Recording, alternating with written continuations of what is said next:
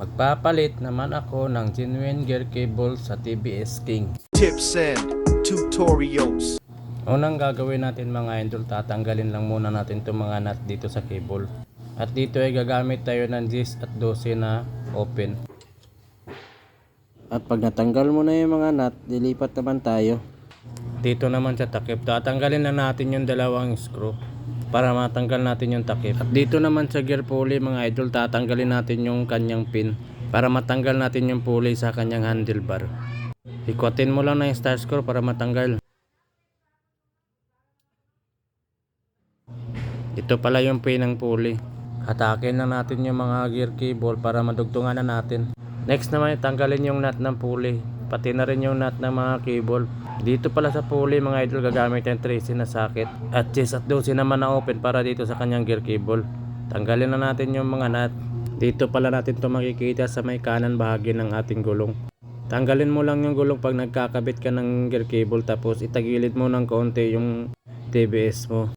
Pagkatanggal mo ng nut ng cable, dito naman sa nut sa gear pulley, tanggalin na rin natin yung lock washer at plain washer. At hatakin lang natin yung gear pulley palabas sa kanyang ihi. Hatakin na rin natin yung mga cable para mapalitan na natin. Tinanggal ko na nga rin pala yung cover na plastic dito sa baba. At dito pala sa cable mga idol, baka malito kayo pagdugtong. Yung maliliit na dulo, dito yan sa may handlebar. Kita nyo yan mga idol, dito lang yan sa manubila. Ito namang mga malalaki, doon yan natin ikakabit sa likod. At yan yung una nating idudugtong. Itali lang natin to ng electrical tape para mahila natin doon sa likod. At pag nadugtong na natin yan dalawa, pwede na nating hilain doon sa likod. Dapat rin ay may taga-alalay doon sa harap para tagatulak ng cable pag sumabit. At lilipat lang muna tayo doon sa harap.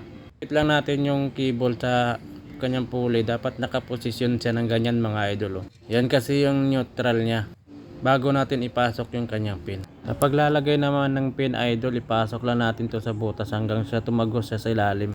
At itutulak naman natin to ng plus screw para mag-lock. Ganyan lang oh.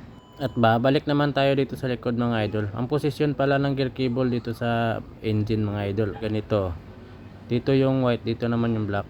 At ikakabit lang muna natin yung puting cable, tapos yung black na cable. At ipasok lang muna natin yung cable sa kanyang bracket, yung puti sa ibabaw, yung black naman sa baba. At pwede na natin ikabit yung gear pulley sa ihi ng transmission.